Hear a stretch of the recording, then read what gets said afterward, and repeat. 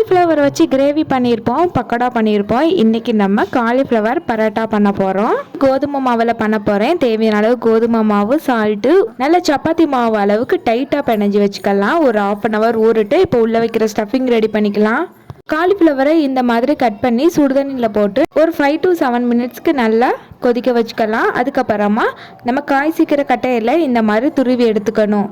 2 பெரிய வெங்காயத்தை இந்த மாதிரி பொடி பொடியாக கட் பண்ணி வச்சுருக்கேன். இதோட மஞ்சத்தூள், மிளகாய்த்தூள், கொஞ்சமாக கரம் மசாலா, மல்லித்தூள் சேர்த்துட்டு நல்லா இந்த மாதிரி பரட்டி வச்சுக்கலாம். இப்போ அடுப்பில் வச்சுட்டு ஒரு 5 minutesக்கு நல்லா ஃப்ரை பண்ணி எடுத்துக்கணும்.